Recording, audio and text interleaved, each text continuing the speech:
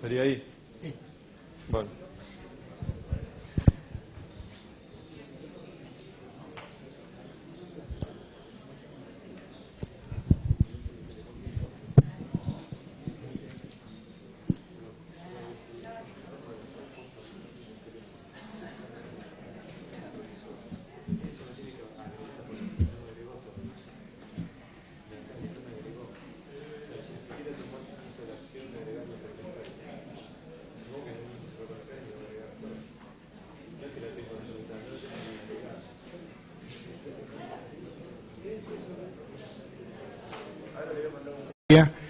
Que continúe, así que les agradezco la resistencia.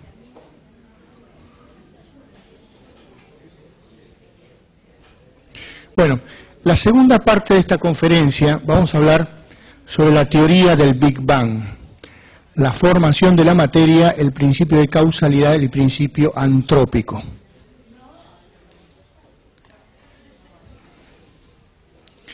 Bueno, la historia, la breve historia, voy a ir resumiendo un poco todo el tema este, con Albert Einstein, que describe su teoría de la relatividad general en 1915.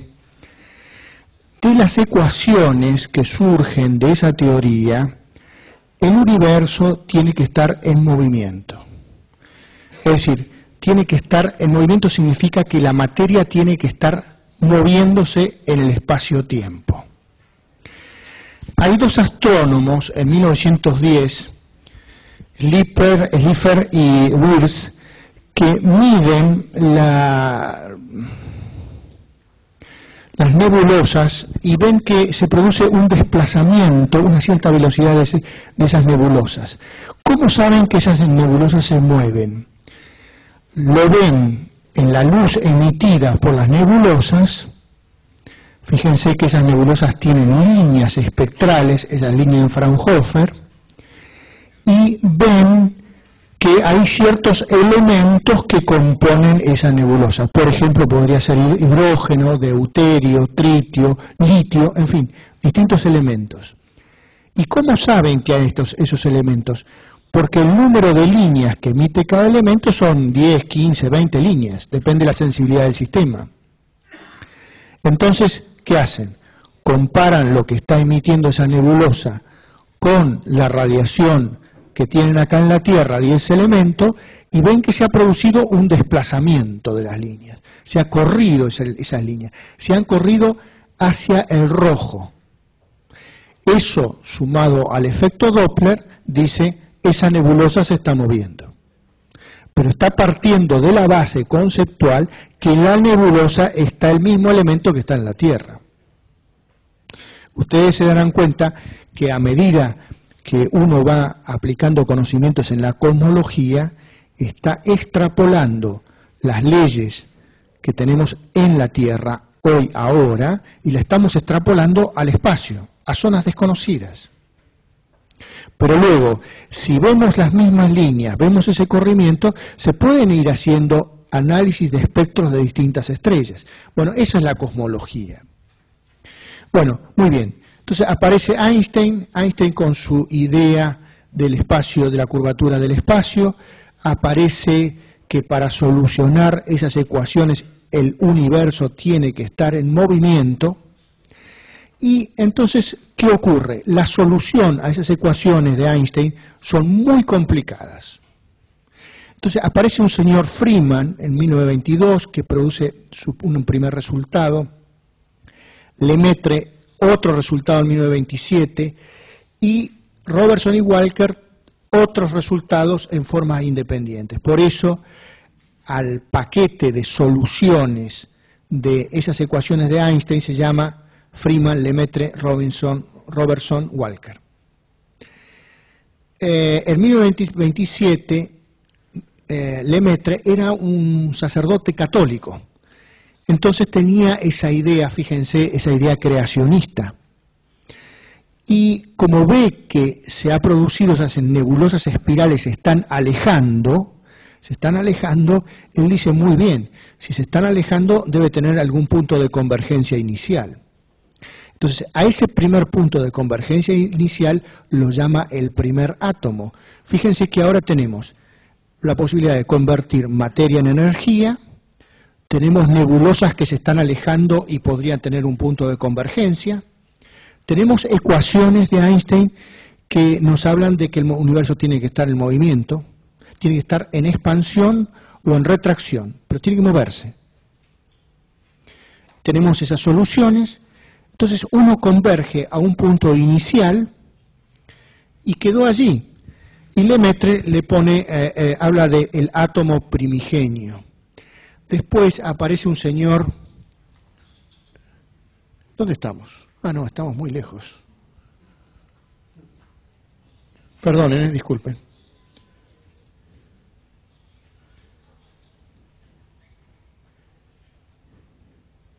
Sí, acá estaríamos. Bueno, muy bien. Aparece después un señor que se llama Gamow en el año 1948, que también apoya esa idea. Bueno, aparece una otra idea de un señor Hoyle que plantea, bueno, lo que ocurre es que el universo es estático, tiene que permanecer siempre igual, entonces para corregir ese efecto de las ecuaciones que hablaban del universo en movimiento, Einstein plantea lo que llama la constante cosmológica. Es decir, arregla las ecuaciones agregando un término que lo pone, vamos a decirlo así, sin, digamos, lo coloca de golpe, sin ningún otro conocimiento previo, solamente de suponer que el universo tiene que ser estático. Después Einstein se arrepiente muchísimo de esa constante que colocó y se vio que estaba mal puesta. Bueno, Gamow también trabaja hasta el año 48 y, bueno, allí quedó el universo, muy bien, habían medido, el espectro se estaban expandiendo. Aparece otro señor que se llama Hubble, ustedes conocerán el famoso telescopio de Hubble que mandaron al espacio, y este señor encuentra una relación en que la velocidad con que se alejan las galaxias es directamente proporcional a la distancia. A mayor distancia, más velocidad tienen. Es decir, el universo se está expandiendo a una velocidad fabulosa, impresionante. Bueno, eso fue los conocimientos que teníamos hasta 1926 más o menos aproximadamente, después de 1948, y aparece un grupo de personas que empiezan a fabricar un aparato para medir microondas, son los laboratorios Bell en Estados Unidos, y esta gente, hay que pensar que después de la Segunda Guerra Mundial se habían desarrollado muchísimo todo lo que era la parte de radares, la tecnología de radares. Entonces, esta gente empieza a fabricar un receptor de microondas que estaban en una frecuencia más alta que los radares comunes. Era una especie de como de cuerno, así una especie de cuerno de la abundancia, han visto una cosa así, y con el receptor en la punta. Muy bien, lo pusieron en marcha y ¿qué ocurrió? Había un ruido allí, y el ruido ese no sabían de dónde venía, lo tapaban la entrada y desaparecía el ruido, giraban para el otro lado y seguía el ruido, para este lado, para el otro lado, y seguía el ruido. Bueno, no sé qué habrá decidido la empresa, pero habrá dicho, bueno, hasta acá llegamos, listo, se lo entregamos a una universidad.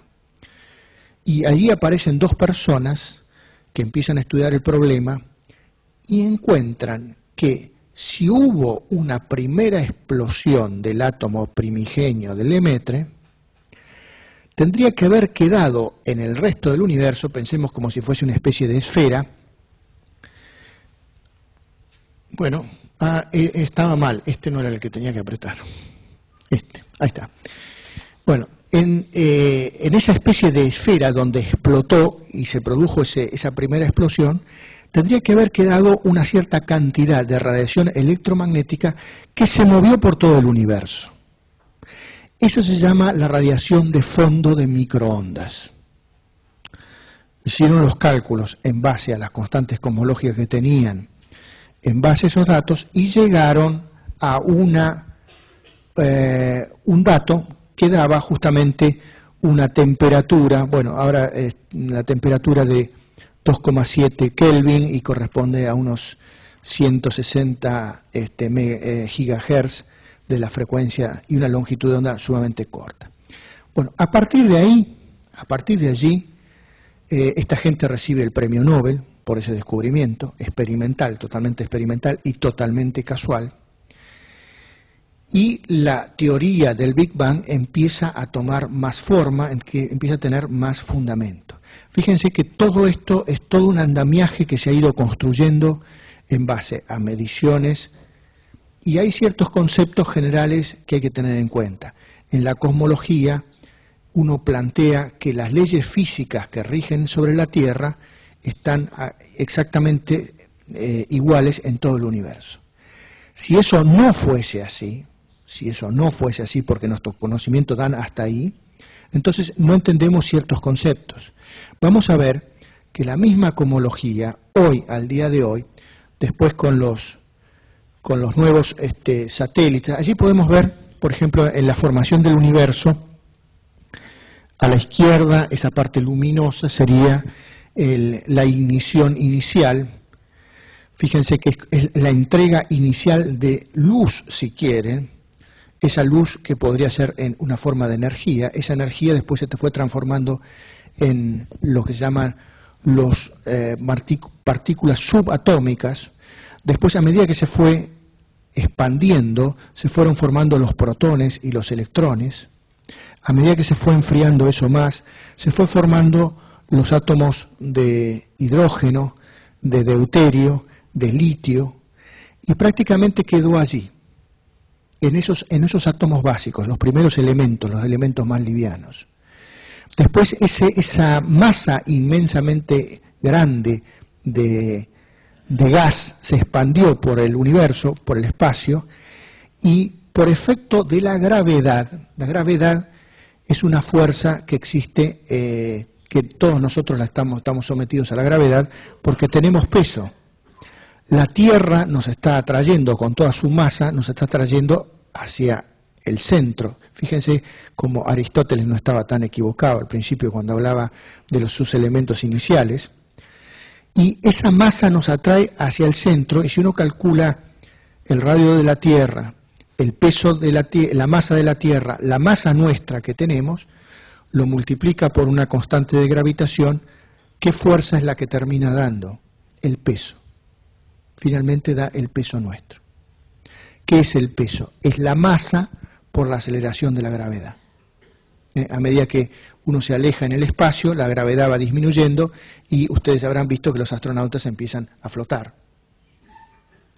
No es que no tengan gravedad porque evidentemente siguen orbitando, sino caerían, y tienen suficiente velocidad como para compensar esa fuerza de atracción de la Tierra y compensarla. Esa es una aceleración centrífuga que tiende a producir una fuerza hacia afuera. Bueno, volviendo entonces al Big Bang.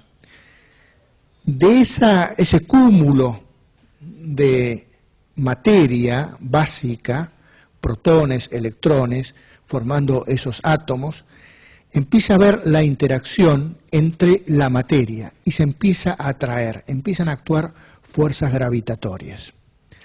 Esas fuerzas gravitatorias finalmente dan la formación de los cúmulos estelares y dan la formación de las estrellas. Esas estrellas actualmente en el tiempo nuestro terrestre es prácticamente es un punto en la historia del universo. Hay que pensar que analizando el Big Bang uno encuentra que el universo se creó hace 13.700 millones de años. 13.700 millones de años. Y la Tierra se creó hace 4.500 millones de años. ¿Cómo se sabe esto? Bueno, ahora vamos un poquito más adelante. Tenemos elementos livianos que se empiezan a comprimir en estrellas. Y esa compresión dentro de las estrellas no se podía entender hasta que no se descubre la radioactividad. La radioactividad es el comportamiento de los núcleos atómicos. Los núcleos atómicos, yo le dije, la materia estaba compuesta por moléculas y por átomos. A su vez, el átomo está compuesto, en la forma más simple que se lo puedo presentar, por protones, neutrones y electrones.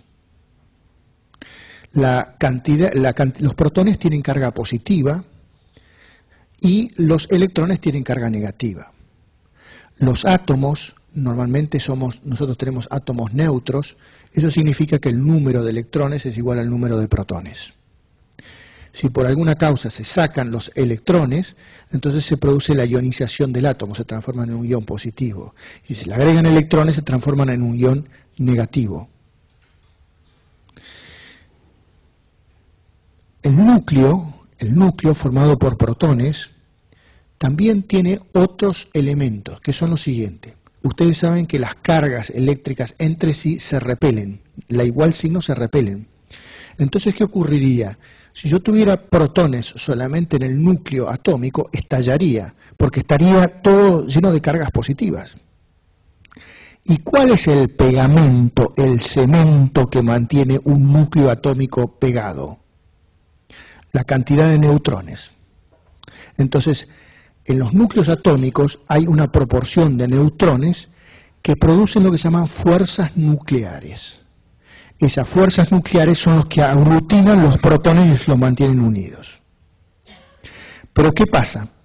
Uno puede tener un núcleo con mucha abundancia de protones y mucha abundancia de neutrones, y por una circunstancia de la naturaleza que se llama fisión, que significa rotura, ese núcleo se parte y forma lo que se llaman núcleos hijos. Después va a haber nietos, en fin, etcétera, de la primer fisión.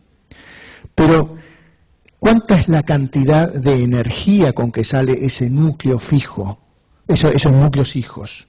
Bueno, eso sale de la ecuación de Einstein. Y eso se verifica, esa ecuación de masa, energía igual a masa por la velocidad de la luz al cuadrado. Y eso se verifica en todas las reacciones nucleares que se experimentan actualmente. Ese es un cálculo perfecto que se hace en laboratorio. Una palabra, uno puede pasar de un elemento a otro, puede cambiar de materia. Es decir, si yo tengo un primer protón, tengo un primer átomo de hidrógeno, y yo lo junto ese átomo de hidrógeno con un neutrón, he formado lo que se llama un isótopo. Ese isótopo se llama deuterio. Si le pongo otro neutrón más, formo otro isótopo que se llama tritio. ¿Qué significa que sean isótopos? Las propiedades químicas son exactamente iguales. Las propiedades químicas dependen de los electrones de afuera. Las propiedades nucleares dependen del núcleo. Si yo tengo dos átomos de deuterio y los junto, produzco lo que se llama una partícula alfa, y esa partícula alfa con dos electrones produce helio. Si yo junto dos helio puedo producir carbono, y así sucesivamente voy produciendo todos los elementos que tengo en la naturaleza. Es decir, fíjense, partiendo de esa energía inicial, que uno produjo electrones y protones y después neutrones como partículas elementales, uno ha ido formando en el Big Bang, en el inicio, los primeros elementos. A medida que esos primeros elementos se fueron contrayendo en las nebulosas estelares por efecto de la gravitación, se fueron formando estrellas. Esas estrellas, a medida que iban comprimiendo la materia, esos gases, fueron formando distintos elementos. Fueron formando elementos cada vez más pesados. Por ejemplo, nuestro Sol es un Sol que funciona con hidrógeno y deuterio y tiene una vida de unos 10 a 10 millones de años todavía por delante. Así que quedémonos tranquilos, todavía vamos a tener calorcito. Pero en concreto, digamos, tiene una vida finita. ¿Y eso cómo se sabe? Nuestro tiempo es muy limitado del ser humano, son miles de años. ¿Cómo podemos saber cantidades tan grandes de tiempo? Bueno, lo que pasa es que hay estrellas que están en distintos grados de evolución. Y al observar una estrella que está explotando, bueno, esta es una estrella vieja. Esta estrella está en plena formación porque se ve una nube, una formación de concentración. Esta forma una estrella de neutrones, el otro era un agujero negro. En fin, se ven los distintos estados. Yo en la conferencia esta, en la parte posterior, le agregué un complemento fuera del alcance de la conferencia, porque no iba a dar el tiempo, que se llama complementos y se habla de la evolución estelar. Está en la página 48. Bueno, ahí está un poco lo que habla sobre la parte de las estrellas y evolución de las estrellas y cómo se va analizando las distintas etapas. Bueno, ahora, ¿por qué me refería yo al tema de la energía nuclear? Porque los núcleos atómicos tienen lo que se llama estabilidad. Hay algunos núcleos que tienen estabilidad y es que tienen que tener una proporción, una cantidad de protones y neutrones determinada. A medida que aumenta la cantidad de protones, aumenta el número atómico de cada elemento, está en proporción al número de protones. Por ejemplo, el uranio tiene 92 protones. Y 235 se hacen la diferencia y como 150 neutrones. A medida que el número atómico empieza a aumentar, el número de neutrones también tiene que aumentar. Se necesita más pegamento, para decirlo de una forma, para mantener esos núcleos armados, estructurados.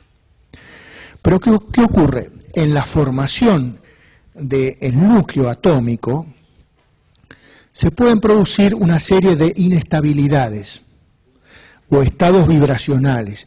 Esos estados vibracionales se pueden producir porque hay una partícula que choca contra ese núcleo y lo hace vibrar y lo transforma en inestable, y entonces ese núcleo se transformó en un núcleo radioactivo.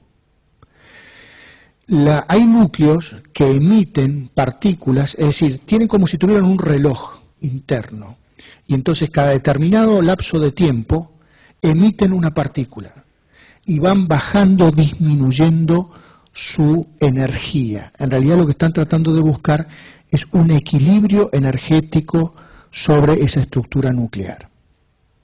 Es decir, tenemos en la naturaleza una cantidad de relojes que tienen distintos tiempos según cada uno de los isótopos.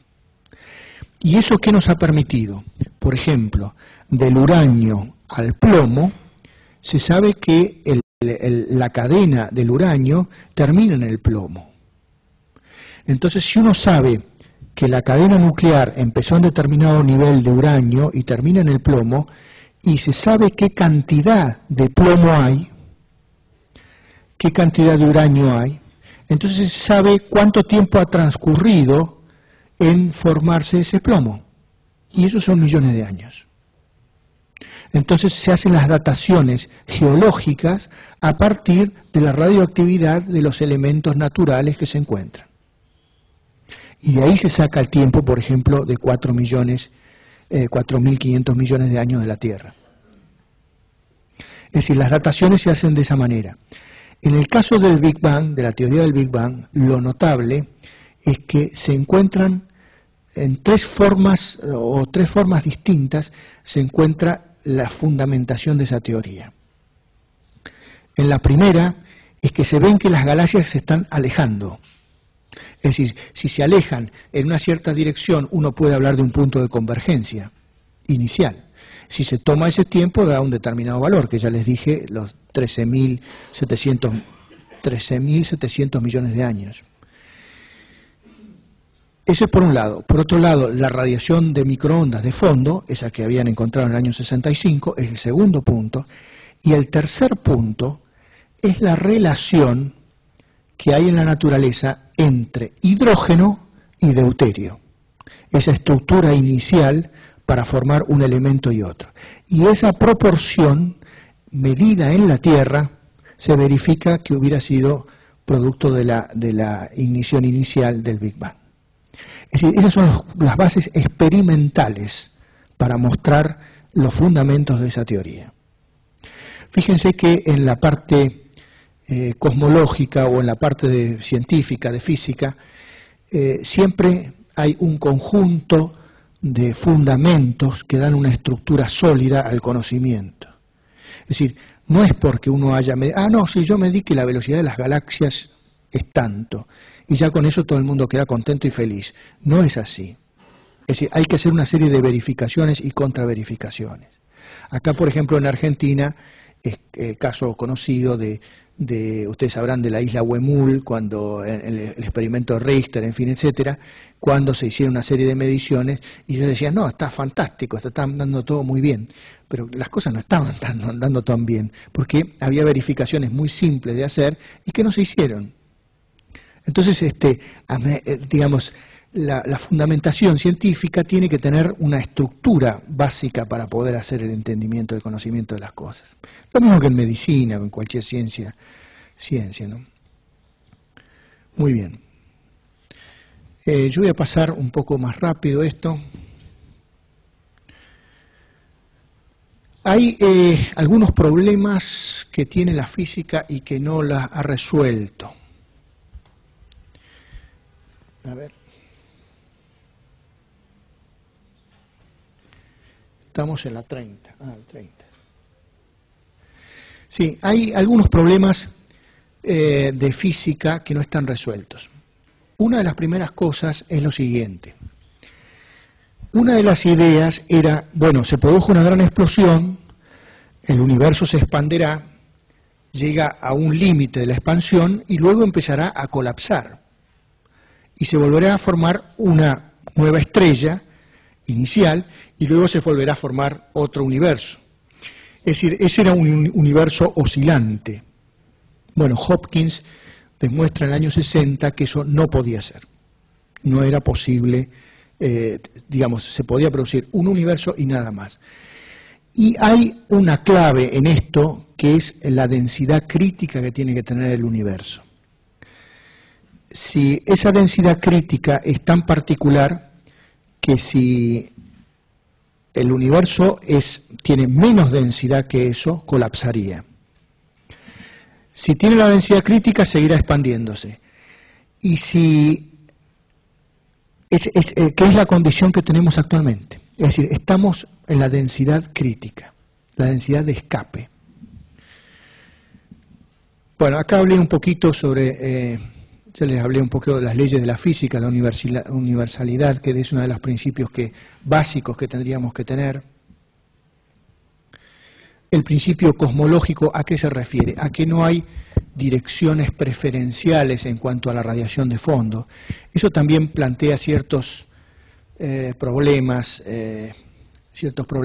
temporales, pero no, me parece que el tiempo no va a dar como para continuar en este camino. Y el otro es el tema del principio de Copérnico, que bueno, la Tierra no es el centro de nada, sino está en algún punto del universo. Bueno, en la página 31 están las evidencias empíricas. Allí está la ecuación de Hubble, que dice la velocidad de las galaxias, cómo se mueven. La abundancia de los elementos primordiales ya se lo he dicho. Y acá tengo en la página 34, desde el punto de vista del segundo principio de la termodinámica, ¿se acuerdan de Boltzmann, que yo hablé en un momento dado, la constante de Boltzmann, o mejor dicho de Boltzmann, que él se dedicaba a la mecánica estadística y había puesto la entropía como una conclusión de la evolución de un sistema? Bueno, del punto de vista termodinámico, si el universo se sigue expandiendo y continúa en estas condiciones, vamos hacia un universo frío, donde la energía empieza a desparramarse cada vez más, empieza a disminuir, la materia se va a transformar en energía y esa energía se va a ir desparramando. Tendríamos que pensar que si se produjo la gran explosión, hay un frente, que ese frente era el donde se estaba formando el espacio y el tiempo. Del otro lado del frente no hay nada. No hay ni espacio ni tiempo.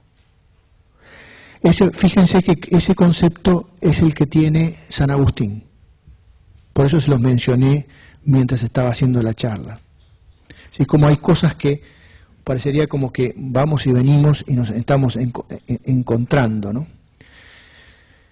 Y ese concepto de ver, eso se llama el horizonte. El horizonte ese donde aparecería la formación del espacio y del tiempo no lo podemos ver. No se puede ver. ¿Por qué? Porque parecería que en el inicio inicial hay lo que se llama la parte de inflación, donde las partículas se mueven a más velocidad que la luz. Del punto de vista de la teoría de la relatividad de Einstein, la especial, si una partícula se mueve a más velocidad que la luz, su masa se incrementa, y se incrementa al infinito en la velocidad de la luz infinita. Por lo tanto, el entendimiento de esa parte, de esa inflación del universo, hace que lo que llamamos el horizonte esté mucho más allá de lo que nosotros podemos llegar a ver, porque la luz no puede alcanzar esa distancia. Es como si se hubiera formado más lejos y ahora empieza a venir luz. Entonces no podemos ver la primera parte. ¿Qué pasó? Estaban llamando por Skype. Estaban llamando... ¿hay una conferencia o alguna cosa así? ¿Hay que cortar? ¿Tengo que terminar? Bueno, me dicen, Bueno, en una palabra, estábamos en ese famoso horizonte que les estaba contando. Bueno, me perdí un poquito, ¿no? En fin, es el efecto del Alzheimer, empieza a crecer. Bueno, muy bien, ¿a qué iba? Iba a lo siguiente, esa inflación, ese periodo de inflación del universo, no es explicable por las leyes actuales de la física actual. Después hay otro efecto más. Si esas galaxias se están acelerando, significa que tendría que haber una materia que atrae esas galaxias hacia afuera. Esa materia que calculan los cosmólogos la llaman materia oscura, porque no radia energía, no produce luz, entonces no la podemos ver. Esa cantidad de materia es considerable en el universo. Pero ahora hay otra cosa peor, y es que las últimas mediciones que se han hecho con un satélite especial, bueno, que está allí escrito...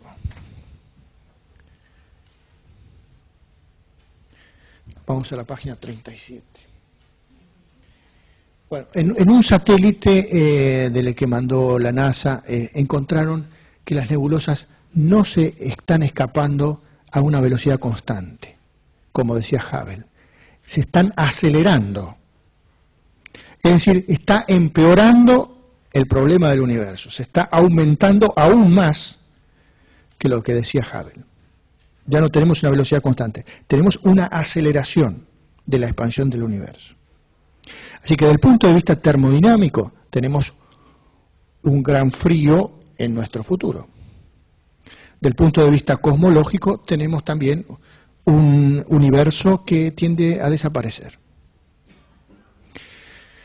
Bueno, muy bien. El tema de la formación de la materia prácticamente yo ya se los conté. Así que vamos a pasar rápido estas páginas.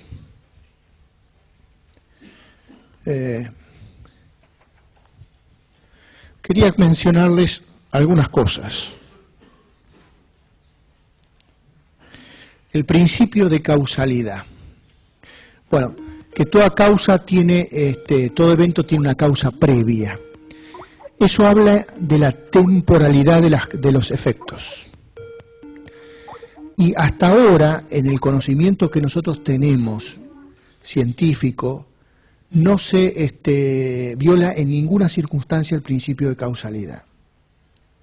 Y esto es clave para entender, por un lado, el Big Bang, para entender del punto de vista teológico lo que habíamos hablado sobre la existencia de Dios, y sobre la parte de creación. Bueno. Y por último quería mencionar lo que se llama el principio antrópico. En este principio antrópico hay una cosa concreta. La Tierra existe, nosotros existimos, nosotros vivimos en un ambiente muy particular, muy particular.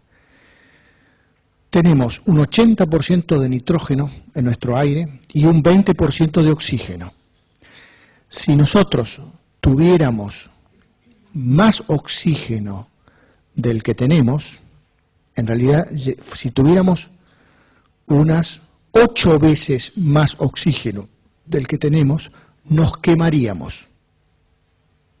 El carbono nuestro se prende en combustible, se incendia. Si tuviéramos menos cantidad de oxígeno, no tendríamos la posibilidad de tener nuestros movimientos celulares. El cuerpo humano, ustedes saben, médicos saben mejor que yo, 43 grados de temperatura, 33 grados de temperatura, y en cualquiera de esos dos extremos la persona se murió. En una palabra, para que el hombre viva sobre la Tierra, tiene que tener en promedio menos de 25 grados, en promedio, menos de 25 grados de temperatura. Ustedes me dirán, bueno, en Arabia, en el Sahara, hay 60 grados, pues está bien, pero a la noche hay 20 grados bajo cero. En promedio, esa persona está por debajo de 25. Ustedes fíjense la sensación de calor insoportable cuando estábamos a 30 grados todo el verano. Bueno, según lo que tengo entendido y mis conocimientos mínimos, dicen eso. Es decir, de la franja de temperatura que puede tomar un cuerpo, qué sé yo, 1200 grados, 3000 grados, 4000, qué sé yo, 20 grados bajo cero, 200 grados bajo cero, la franja en donde puede vivir el ser humano es muy pequeñita. Y la Tierra, por ahora, resulta un ambiente muy propicio. Entonces, el principio antrópico se basa en lo siguiente. Tuvimos una gran explosión, la formación de la materia, en fin, etcétera, etcétera. En un momento dado, se forma la Tierra como planeta, tenemos un Sol, orbitamos ese Sol finalmente es la fuente de nuestra energía principal. Después podríamos hablar de energía si quieren, pero van a ver que prácticamente principalmente es esa, y es una energía de origen nuclear, de fusión nuclear. Entonces, el principio antrópico es fijar dentro del desarrollo de un universo posible una Tierra que cumpla con los requisitos para que el hombre viva, que es lo que hay.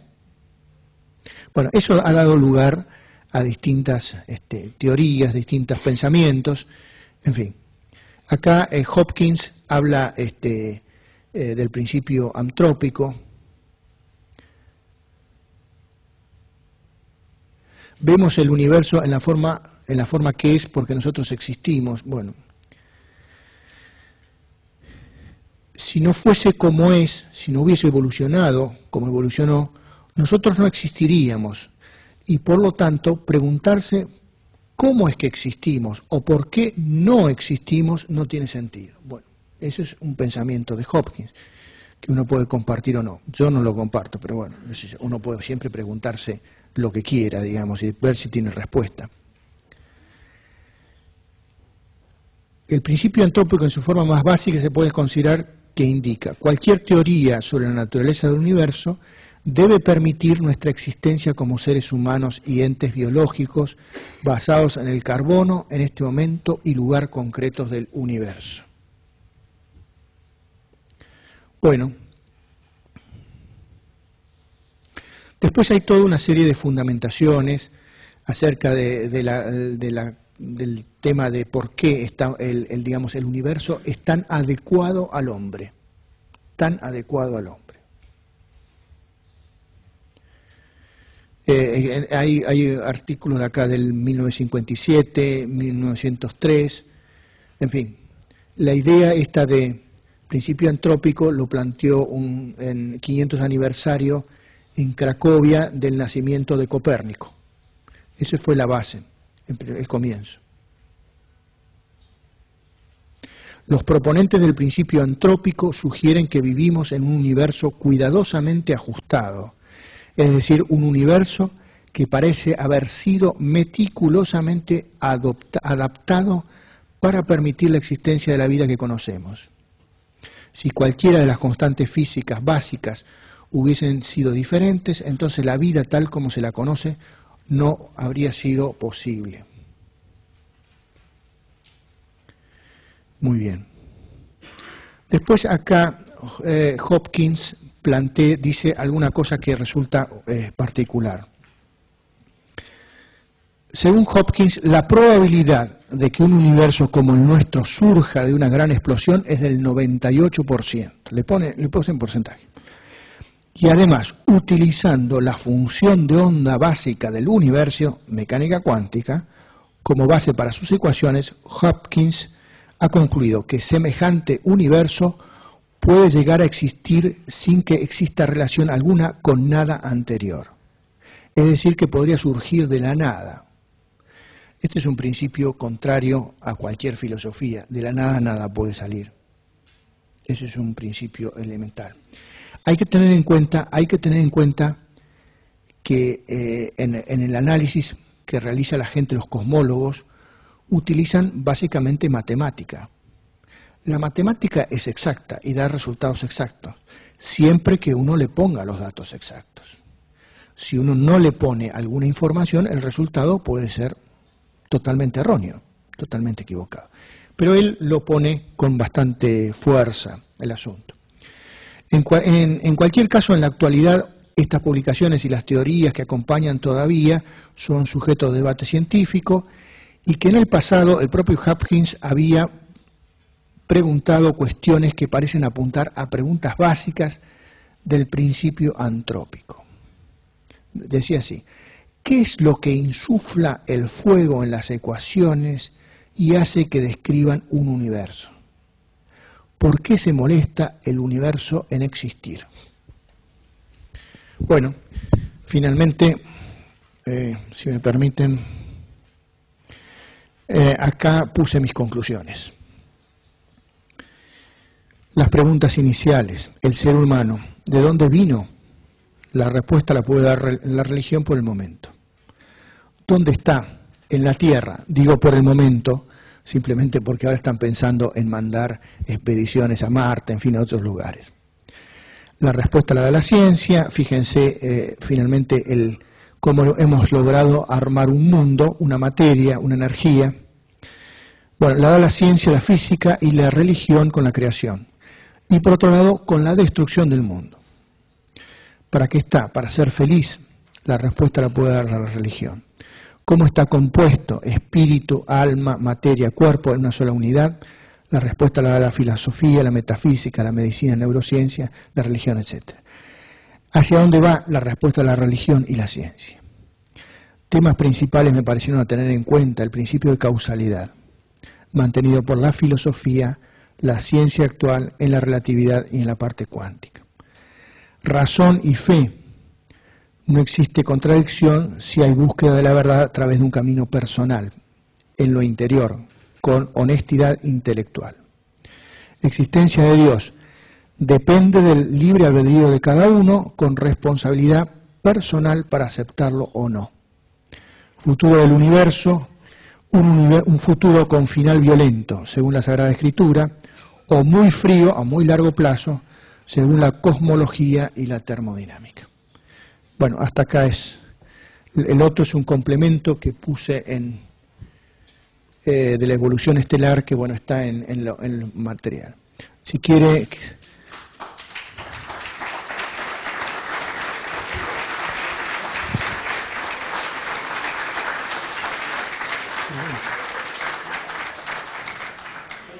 ¿Eh?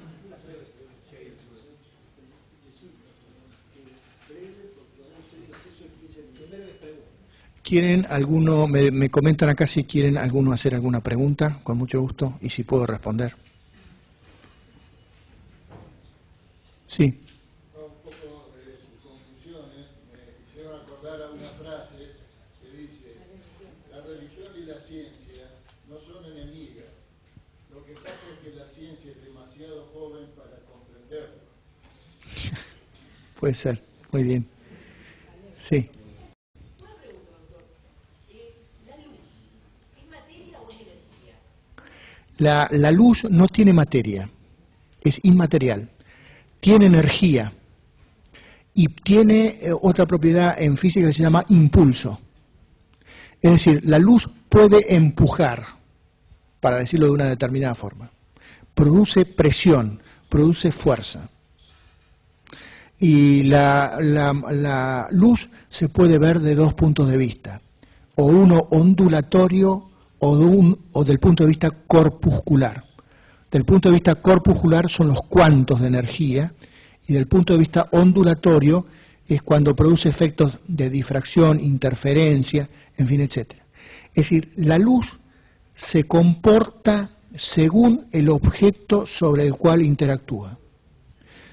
Y mide el objeto con que interactúa según su longitud de onda. Es sumamente curioso lo que te estoy diciendo, pero es como si a medida que va pasando la luz va midiendo cosas y según cómo son esas cosas se comporta. Si son muy chicas o son muy grandes.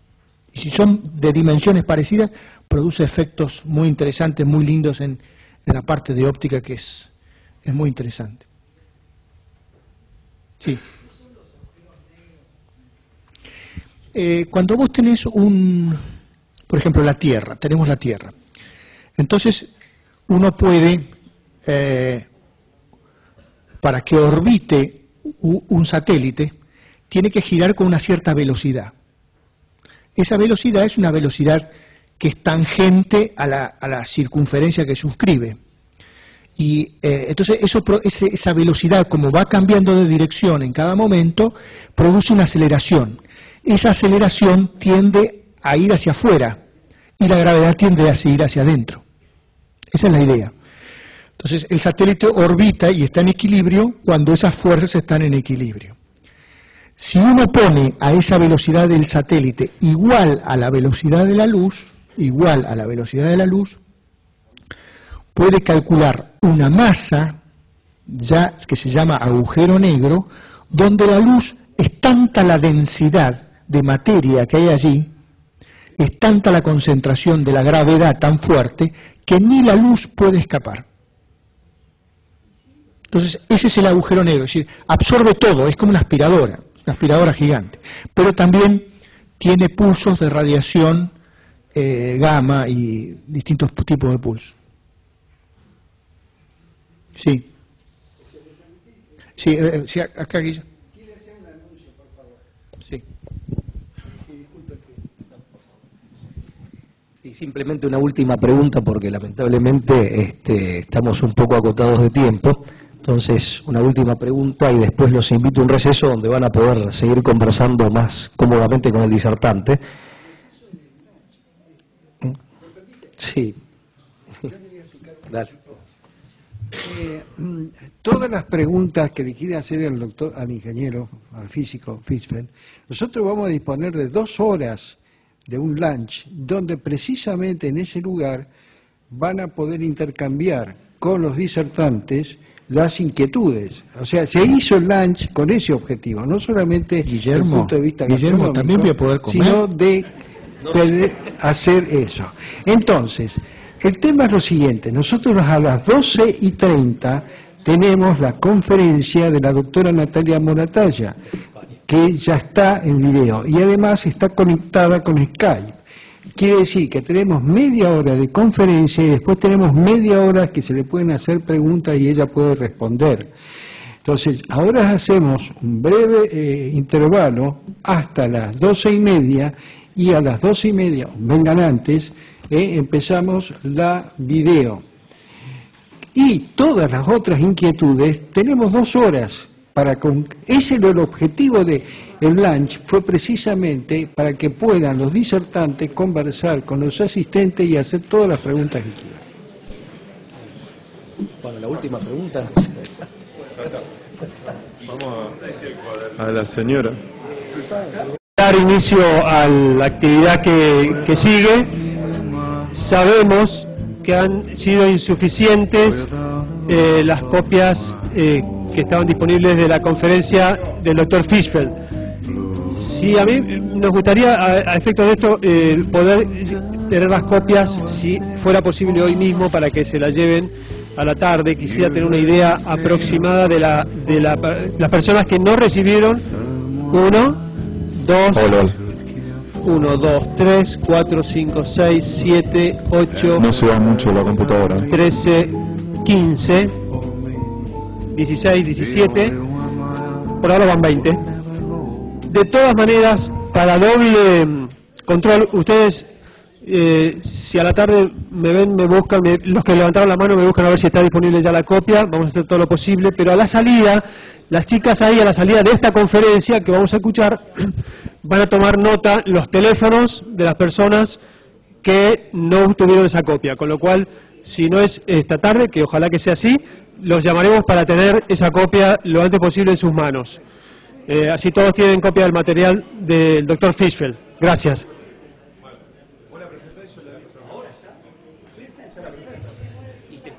¿Qué te pasó?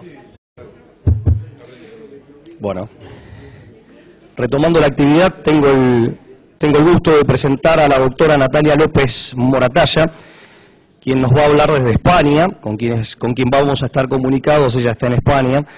La doctora Natalia López Moratalla es licenciada en Ciencias Químicas por la Universidad de Granada en 1968, doctor en Ciencias Biológicas por la Universidad de Navarra en febrero de 1972, profesor adjunto de Química Fisiológica por la Universidad Complutense desde 1975, profesor agregado de Bioquímica de la Universidad de Barcelona desde 1977, catedrático de Bioquímica en la Universidad de Valencia desde el año 1981.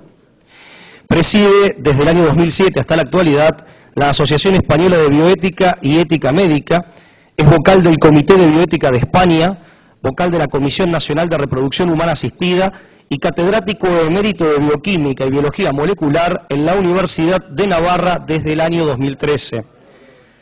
Finalmente, debemos destacar, en apretada síntesis, que la doctora Natalia López Moratalla es autora de cerca de un centenar de publicaciones científicas de relevancia y difusión internacional, pertenecientes a las áreas de bioquímica mitocondrial y de biología molecular y celular, de terapias antitumorales y de la patología de enfermedades autoinmunes. Es autora de un centenar de publicaciones en biología teórica, bioética y neurociencias, y dentro de sus libros, de su frondosa bibliografía, se pueden destacar las siguientes obras: Los 15 primeros días de cada vida humana, La dinámica de la evolución humana, más con menos, El primer viaje de la vida, Cerebro de mujer y cerebro de varón, Cuestiones de evolución humana y Comunicación materno-filial en el embarazo, vínculo de apego. Sin más, los dejo a cargo de nuestro técnico Hernán para que se encargue del asunto. Gracias. Vamos a llamarla. Sí, no hay problema. Subí el volumen, Diego. Subí el volumen de la PC.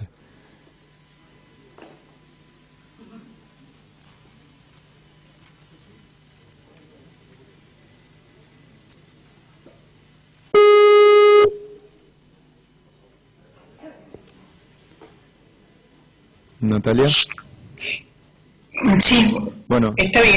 Aquí está en vivo en la sala, si quiere hacer la presentación y después me da el pie y yo ya corto y ponemos la presentación. Muy bien, perfecto. Yo no les veo, pero no importa. Ahora paso de cámara. Sí. Si quiere ir presentando no hay problema. Muy bien. ¿Ahí ve el auditorio? Sí.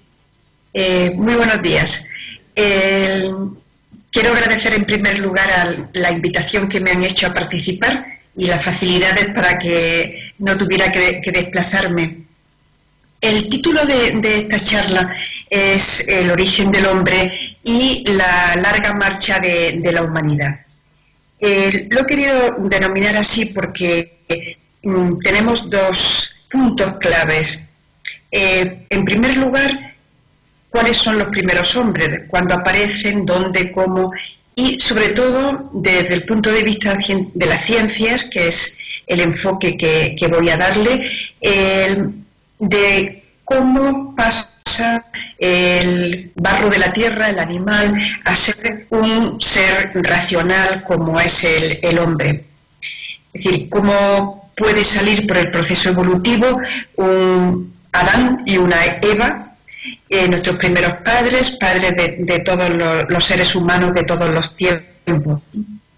Y hay otro punto en este sentido evolutivo, el que ocasiona esa larga marcha de la humanidad, porque, como veremos, hay un momento, pasado bastantes años, fíjense que el origen de los primeros hombres se sitúa hace 2 millones de años, 2 millones, y sin embargo hace tan poquísimo tiempo, en tiempo evolutivo como es 200.000, 150, 300.000, en esos márgenes, vuelve a una pequeña población, un clan familiar, vuelve a salir de África y ocupa el mundo entero.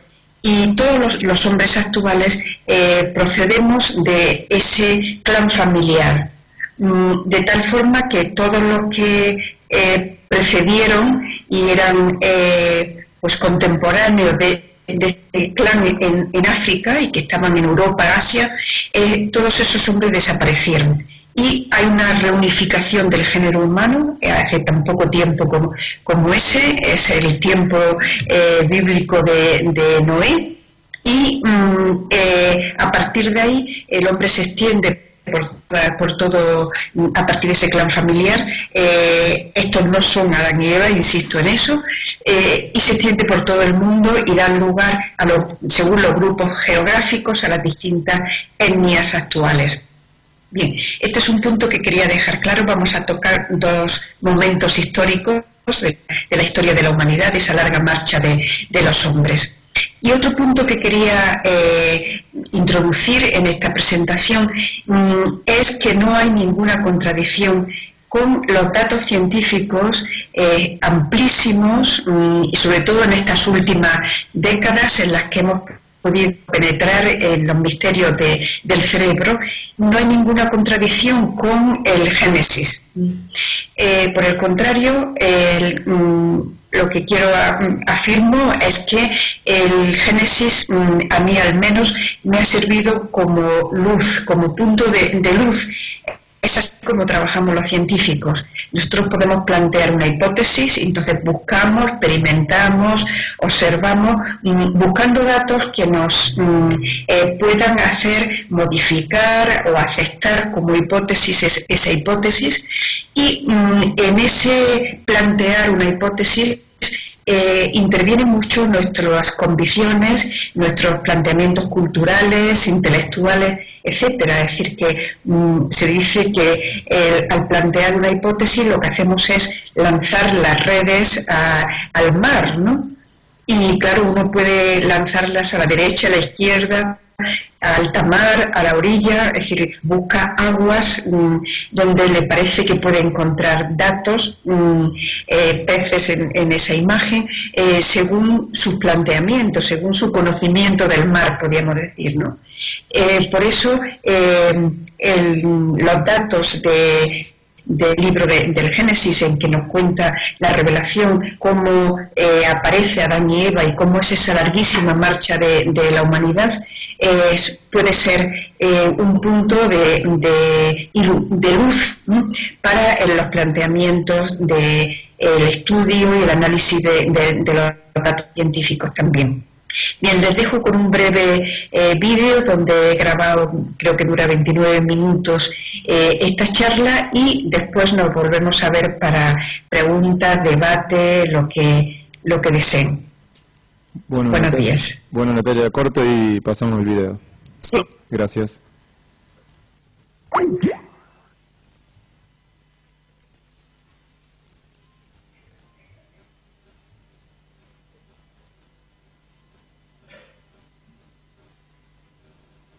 las respuestas de las diversas ciencias a los orígenes y a la historia de la humanidad tienen como punto de partida y punto de encuentro el hecho de que la evolución biológica humana es inseparablemente siempre evolución cultural. A diferencia de los animales, cada hombre adquiere información de los demás, no por una simple imitación de los gestos o de los movimientos, sino infiriendo los objetivos no visibles de las acciones que realizan para alcanzar una determinada meta.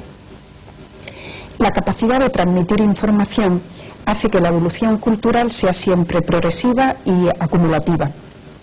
Al carecer de un nicho ecológico propio al que esté especializado, la vida es para el hombre tarea.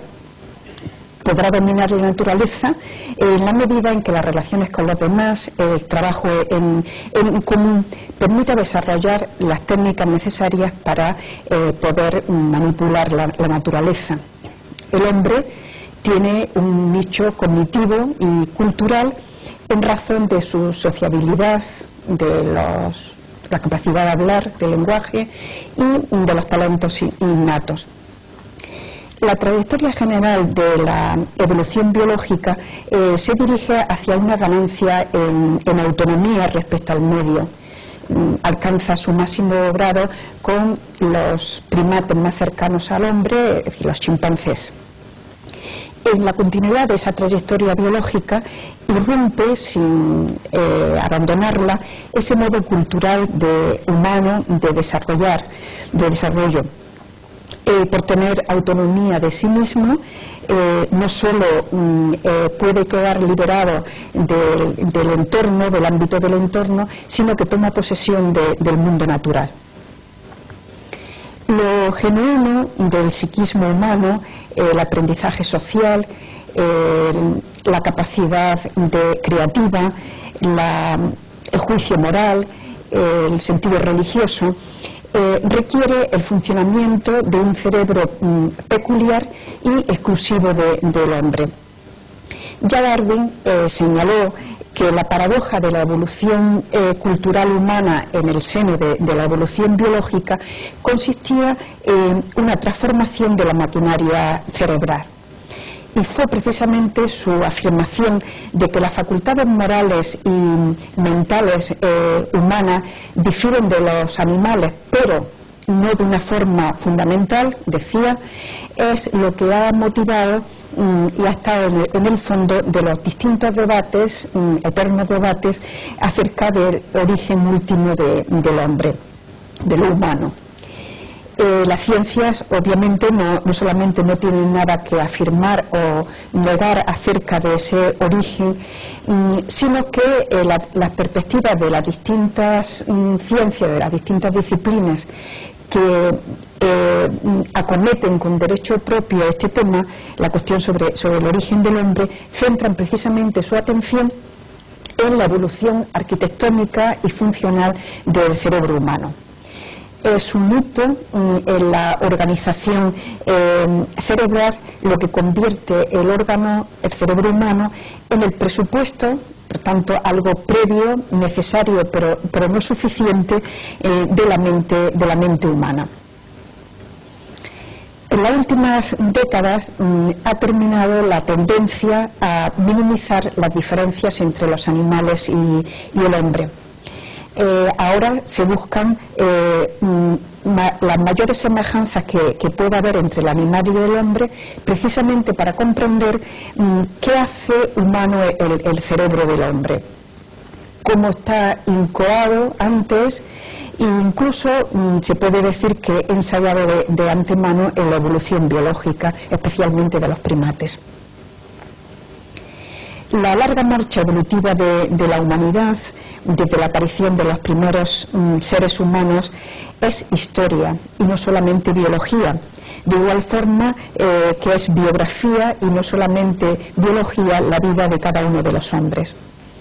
Por eso, el análisis de la optimización de las funciones cerebrales que conducen el tiempo desde los grandes simios hacia el hombre se suma a esos análisis el estudio del desarrollo y maduración del cerebro de cada hombre sin preplástico a lo largo de toda su vida.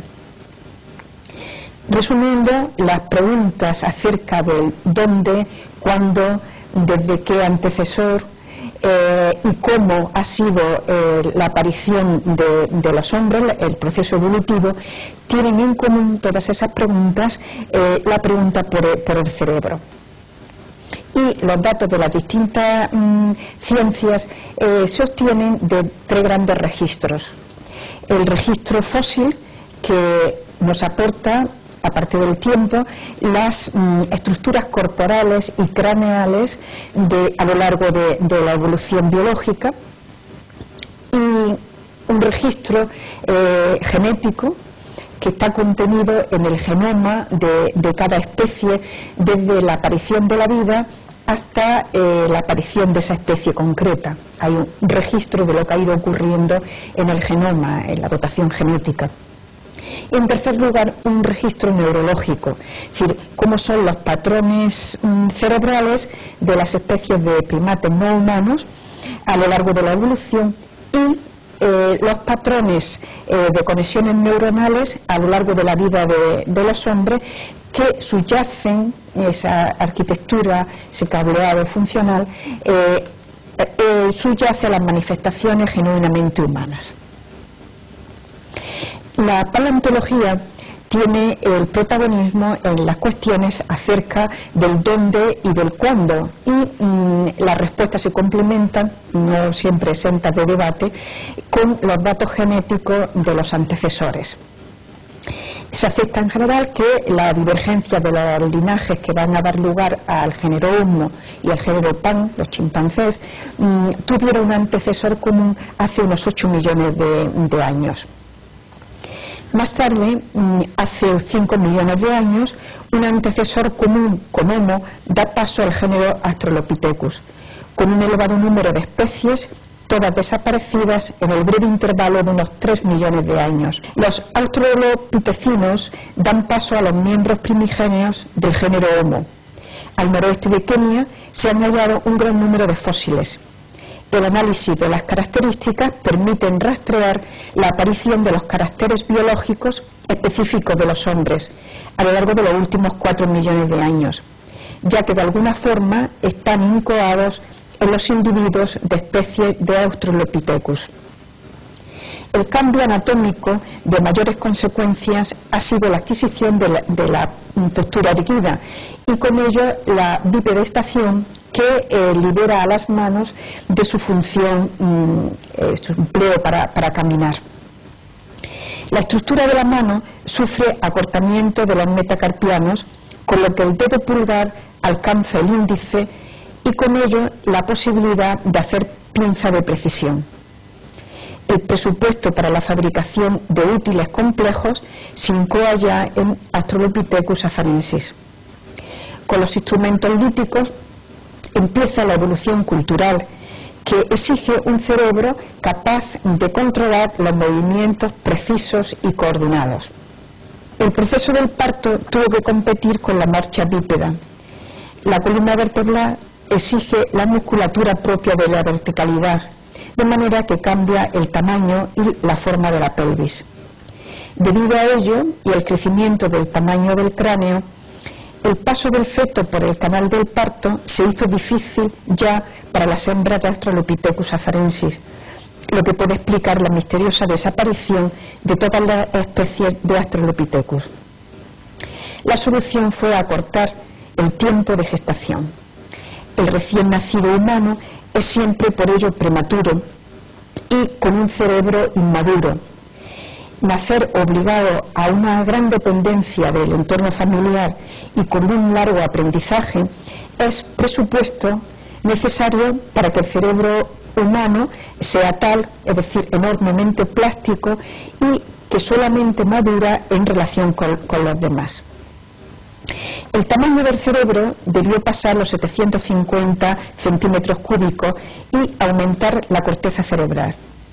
El estudio de los moldes de escayola del interior de los cráneos fósiles ha puesto de manifiesto que las proporciones cerebrales también cambiaron. El lóbulo frontal aumenta y áreas apenas esbozadas, los Australopithecus, están bien desarrolladas en Homo habilis. Con la postura erguida, el cráneo, alejado del suelo, condiciona el desarrollo de un cerebro en el que adquiere importancia el sentido de la vista al mismo tiempo que lo pierde el sentido del olfato. Los fósiles más antiguos, hace 2 millones de años, el primer linaje humano, se han asignado tradicionalmente a 2 tipos humanos, o lo que la paleontología se denominan como especies. Homo habilis, que no sale de África, y Homo erectus, que sale de África en la primera gran expansión hacia el sudeste y el occidente asiático. Se incluyen en este tipo los fósiles de Homo erectus de la isla de Java. Los grupos que salen hacia Europa generarán el Homo neandertal a través de la etapa antecesor encontrada en Atapuerca.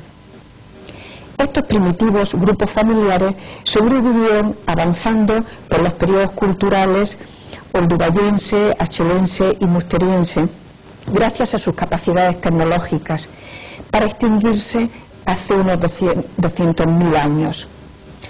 Unos pocos de ellos, en la zona de la Europa francesa, recibieron el influjo cultural de los hombres de la segunda expansión, modernos, llegados también de África, y dieron un avance cultural que da lugar a la industria châtellerauniana antes de su extinción. En líneas generales se acepta que el segundo linaje procede de una pequeña población, un clan familiar de algo más de 100 miembros de Homo sapiens, sale de nuevo de África hace unos 150.000 años, sustituyendo, y no se sabe si en ocasiones mezclándose, con los componentes de las poblaciones del primer linaje. En esta segunda gran expansión pueblan todas las regiones climáticas de la Tierra, de forma que todos los seres humanos actuales proceden de ese clan. Basándose solo en el registro fósil, se planteó el modelo multirregional según el cual la aparición de los caracteres diferenciales de las razas humanas actuales tendrían un origen antiguo y habrían surgido en las diversas áreas geográficas que habían poblado la Tierra desde la primera expansión. Sin embargo, los análisis genéticos, especialmente los análisis del ADN mitocondrial, apoyan por el contrario el modelo de dispersión de África, conocido también en la divulgación como el modelo Arca de Noé. Es decir, los diversos grupos geográficos actuales proceden de esa población africana. Esto ha sido confirmado por análisis de la diversidad. Y recientemente el análisis de más de 1 millón de variaciones en el ADN de afroamericanos, europeos americanos y chinos ha permitido identificar 101 lugares del genoma que han experimentado cambios recientes. Corresponden a genes de interés biológico, como son los genes para la pigmentación de la piel o genes también del sistema inmune. Estos barridos selectivos son más intensos en las poblaciones chinas y europeas, americanas, que en los afroamericanos, lo que es consistente con la hipótesis y otra confirmación más de que los humanos modernos emigraron de África subsahariana y adquirieron en los nuevos ambientes caracteres específicos de esa población fundadora. Es decir, la gran expansión es un tiempo de ajuste fino de pequeñas variaciones genéticas en la unidad de una sola raza. Por último, también se ha visto confirmada esta hipótesis reforzada por una gran coincidencia, que es el árbol de las diferentes poblaciones humanas actuales, que aporta una sorprendente correlación entre la distribución de los genes y la distribución de las lenguas en el árbol filogenético de las etnias humanas actuales. Así pues, en la unidad de una única raza, con una amplísima variabilidad. El segundo linaje ha ido avanzando culturalmente con gran rapidez. De hecho, el simbolismo aparece en África hace algo más de 75.000 años, y las pinturas rupestres del Paleolítico Superior del oeste de Europa no tienen más de 30.000 años. El rico registro genético aporta 3 certezas acerca del modo de especiación. En primer lugar, el modo de especiación que da paso a Homo habilis desde un antecesor común con los chimpancés y a través de los australopitecinos extinguidos después, es una recombinación cromosómica. Una especie se separa de forma puntual e individual de la especie que le da origen por un cambio en la organización del genoma. En unas pocas generaciones, en el proceso de transmisión de la vida, a través de híbridos intermedios de muy poca fertilidad, A asterisco, los que tienen un cambio en el genoma, A asterisco, y los que no lo tienen, A, se hacen irreproducibles entre sí, es decir, 2 especies distintas. Desde Darwin se generalizó como un dogma científico un mecanismo poligenista según el cual los primeros hombres debían constituir una población y no una pareja, como plantea el origen monogenista. La biología actual aporta el conocimiento de 2 niveles de información en los seres vivos: la información genética, es decir, el orden o secuencia de los 4 sillares que constituyen la doble hebra del ADN de los cromosomas, y un segundo nivel, conocido como información epigenética, que amplía esa información genética de cada individuo al ir regulando a lo largo de la vida, especialmente de la construcción del organismo, la expresión de los genes, permitiendo así un crecimiento unitario, una integración en unidad. Si solo cambia el primer nivel, el nivel de información genética, solo puede explicarse la variabilidad entre los individuos de una misma especie. Ahí no hay novedad ontológica, es la misma especie. Y la selección natural, dirigida por el entorno por cambio gradual en el seno de una población, solamente podrá causar adaptación al entorno, pero no proceso evolutivo. Para que haya evolución, el cambio en la secuencia del ADN ha de modificar la información del segundo nivel, de forma que se amplíe la información y aumente la complejidad del viviente. La eficacia está en el proceso mismo de desarrollo embrionario, individual. Es una selección interna, independiente del medio, a diferencia de la selección natural, y tiene como filtro no la adaptación al entorno, sino la misma lógica de su desarrollo embrionario, de su ontogenia. La especiación es cambio individual. En segundo lugar, el registro bioquímico genético aporta datos de gran interés para conocer la evolución del cerebro. No hay la aparición de los hombres ni más genes ni cambios en el DNA respecto a los chimpancés que alcancen un 1%. Lo que ha ocurrido es un aumento de la expresión de los genes implicados en la construcción del cerebro. La expresión de los genes implicados en el tamaño, MCP1 y ASPM, implicados en el tamaño del cerebro, mejoró hace 3 millones de años. Solo hace 2 millones de años que ya en la línea Homo el gen MIH16 sufrió una mutación. Este gen codifica una proteína del músculo facial. Esa mutación causó la pérdida de actividad que restó fuerza en el hombre a la masticación, al tiempo que le permitió sonreír y gesticular con el rostro. Es decir, un ejemplo de cómo la pobreza biológica está a favor de las relaciones humanas interpersonales. Más recientemente, hace unos 400.000 o 200.000 años, el gen FOXP2 sufre dos mutaciones específicamente humanas. Es un interruptor genético que regula la expresión de los genes implicados en el desarrollo de las áreas cerebrales que son específicas para el lenguaje. En tercer lugar, el cerebro de cada hombre se desarrolla a lo largo de toda la vida debido a la capacidad de procesar otro tipo de información, la información de su relación con los demás. Un tercer nivel de información que determina los cambios y los sitúa a nivel del espíritu. El entorno humano y el modo de procesar información contribuyen a la maduración y el desarrollo del propio cerebro, del órgano.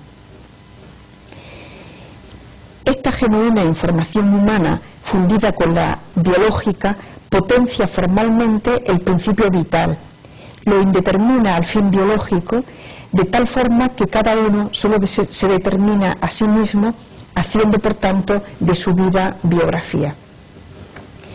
Por eso la cuestión del origen de una sola pareja plantea si es correcto o simplemente si es necesario proponer un aislamiento reproductor, en concreto la reordenación cromosómica que de hecho se dio para la aparición del hombre, como un mecanismo que dé cuenta del origen evolutivo de la especie humana. La respuesta debe ser no. El inicio de todo el género humano a partir de unos únicos y primeros progenitores no descansa, no tiene por qué descansar en un mecanismo biológico. Puede existir este o no, pero no es necesario. Más bien el mecanismo es antropológico. El origen de la familia humana, de la especie humana, pudo nacer del encuentro personal entre un hombre Adán y una mujer Eva. La ciencia aporta un dato congruente con la idea de una aparición simultánea de un primer hombre y una primera mujer. Un fragmento de ADN solamente en el genoma humano aparece copiado en el cromosoma Y procedente de la X. Este fragmento codifica una proteína implicada en la lateralización del cerebro durante el desarrollo embrionario y se regula por las hormonas sexuales. En todo caso, pretender que las ciencias positivas aporten una respuesta plena y exclusiva que afirme o niegue un monogenismo es colocarlas fuera de su sitio. Por último, el registro neurológico muestra cuál es el mecanismo cerebral que subyace a las capacidades específicamente humanas. En el 2013, uno de los coloquios a la luz de la evolución de la Academia Nacional de Ciencias de Estados Unidos reunía las contribuciones de 16 conocidos neurocientíficos que tenían el objetivo en ese simposio de alcanzar una mayor comprensión de los procesos cerebrales humanos, ver la evolución de esos procesos y qué mecanismos comparte y cuáles no con el cerebro de los animales. El análisis que realizaron, entre otros procesos, analizando pues la autoconciencia, la memoria de trabajo, memoria a tiempo real, la percepción musical o la dinámica temporal para la percepción de la belleza, apoya una idea que viene siendo propuesta recientemente de que la radical novedad humana es el control de los códigos de tiempo que regula la sincronización de las distintas áreas que participan en el procesamiento de una tarea, de los circuitos neuronales que están implicados ahí, una sincronización. En la mente animal, encerrada en el presente, la información solo fluye desde el nivel inferior, es decir, la representación de los estímulos en patrones de actividad de neuronas, hacia arriba, generando los estados mentales por reunión en unidades temporal de esos patrones. Aparece así en el animal una conciencia biológica, conciencia en el sentido de relación con el medio, que es online, es decir, en presente. El estado mental consciente emerge en el animal mientras tiene presente el estímulo.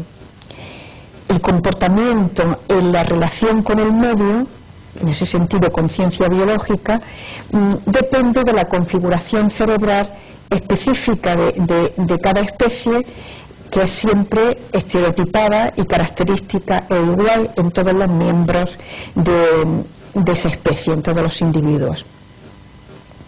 El hombre, a diferencia de los animales, secuencia según el antes y el después, lo que supone una capacidad nueva, una capacidad de regular de forma coordinada la sincronización y desincronización de los niveles inferiores.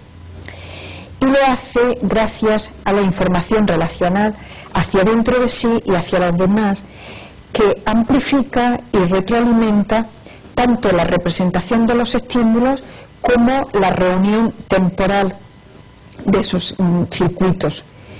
Y esto lo hace sin requerir la presencia de un estímulo que los modifique. No es una conciencia en presente. Usa los patrones que se generan en el proceso mismo y los integra en unidades temporales. La autoconciencia es una conciencia offline, fuera del presente, es decir, es memoria del pasado y simulación del futuro. Es conciencia del yo propio como sujeto de esa trayectoria temporal y autobiográfica. Incorporar ese nivel de información que supone traer al presente el pasado y el futuro requiere una memoria con sentido temporal, y eso es lo exclusivo del hombre. De forma que el presupuesto biológico de la autoconciencia es una memoria a tiempo real, una memoria de trabajo, una red de circuitos sincronizados que permite la comunicación de las informaciones del presente y del pasado, y que cada hombre dilata o empequeñece con sus hábitos intelectuales. Cada hombre, liberado del encierro en el presente, asume el control del código de tiempo y decide, lo que pone de manifiesto su autonomía de sí, y no solamente autonomía respecto al entorno, como ocurre en el caso animal. Requiere para ello la capacidad de frenar la excitación de los circuitos cerebrales por los que circula la información, y de esa forma rompe el automatismo determinista de los procesos cerebrales. El stop, el frenado de la excitación neuronal, permite reclutar de forma secuencial en unidades de tiempo los diversos ritmos de todas las áreas que procesan la información, para realizar así las diferentes tareas o procesos mentales. La memoria a tiempo real y el frenado de los flujos de excitación neuronal son el presupuesto biológico de las capacidades genuinamente humanas. Se entiende que haya requerido en la evolución biológica tanto la expansión de las áreas prefrontales como el establecimiento de las fibras, los cables que conducen la información desde las diferentes regiones hacia los lóbulos frontales, a lo largo de la maduración del cerebro, a golpe de las vivencias personales. Las estructuras cerebrales no causan la función, pero son imprescindibles. Las ciencias aportan un valioso conocimiento acerca del origen del hombre, que sin poseer más información genética, por estar librado del encierro en el presente, puede configurar mentalmente sus acciones antes de realizarlas y ordenarlas según sus fines y proyectarlas hacia el futuro.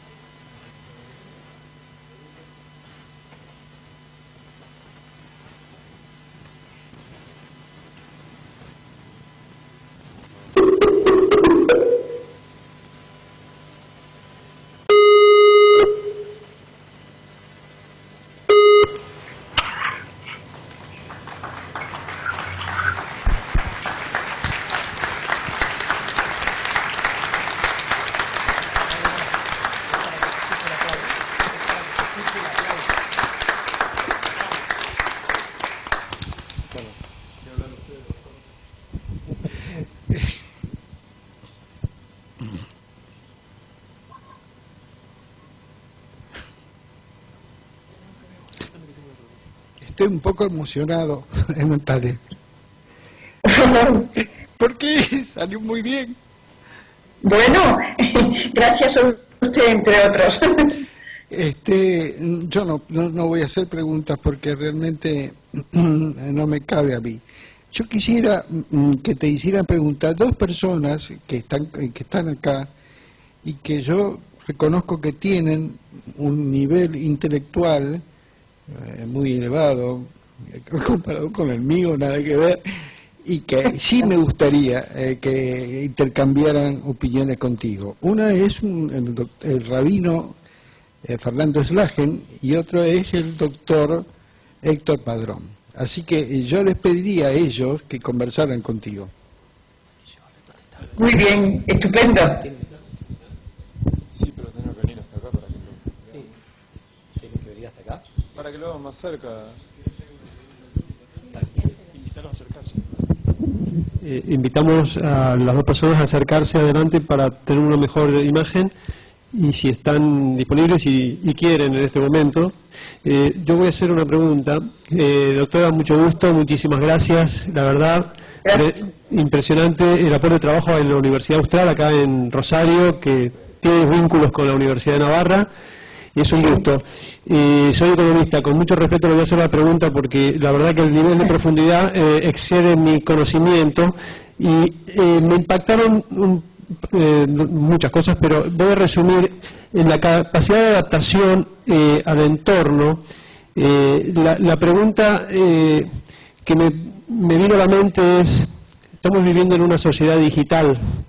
20 años atrás aparece Internet, un poco antes y mucho más después. Todo esto ha invadido. Entonces, en este término, siguiendo esta historia tan fascinante que nos presentó, ¿qué está pasando hoy con el cerebro en cuanto a adaptación a este nuevo medio, lo digital? El doctor Celoria me habló hace no mucho de que hay un doctor Batro en Harvard trabajando sobre estas investigaciones, y debe haber otra gente. Entonces, esta es una primera pregunta. Y la otra, concomitante, a veces vemos nuestros hijos, adolescentes, que están muy conectados y desconectados en lo interrelacional, que usted también dijo que es una fuente de maduración del cerebro, si no me equivoco. Las dos preguntas. Bueno, pues muchas gracias por la pregunta. Son muchos los estudios que ahora ya tenemos acerca de lo virtual sobre el cerebro, porque no está, son 2 millones de años en un mundo real, y de golpe hemos pasado demasiado rápido a demasiado contacto con el mundo virtual, con la correspondiente pérdida de relaciones personales. Hay unos trabajos muy interesantes precisamente en adolescentes por la adicción a Internet, que ya es un trastorno que está publicado. Yo lo he estudiado a fondo, he estudiado lo que otros han investigado, y resulta que hay una rotura de las fibras que conectan el sistema, lo que llamamos cerebro social, con un componente fuerte emocional y afectivo, con la frente, con el lóbulo frontal, y por tanto con la capacidad de frenar, de control racional, etcétera. Esto es una enorme preocupación en este momento, porque jóvenes, adolescentes con el trastorno de adicción a Internet tienen pues bastante alterado el cerebro. Se traduce, estas lesiones no sabemos lo que va a pasar con ellas. Se trata de encontrar también soluciones a los que ya desaparecen, pero sobre todo hay que prevenir. Desde el punto de vista educativo, hay mucho... este trastorno, vuelvo a esto porque creo que es muy importante, y uno se pregunta si esta va a ser la evolución de nuestro cerebro que queremos, ¿no?, en el futuro. La falta de relación con el mundo natural, y sobre todo con las relaciones interpersonales, daña el cerebro. Eso es lo que sabemos ahora. Hay una auténtica adicción. ¿Y a qué? Pues al anonimato que produce el mundo virtual, al perfil que uno mismo se fabrica y se plantea y le plantea a los demás muchas veces falso lo que querríamos ser y no lo que somos, que en una relación virtual se desfigura. A eso es adicción, es decir, a la autocomplacencia o autoestima que a uno le produce ante los demás lo que le gustaría ser y que no es muchas veces, ¿no?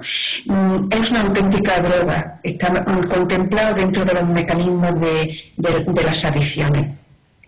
¿En qué se manifiesta? Pues que la gente joven que está ahora, niños, pues completamente metidos, y que la educación también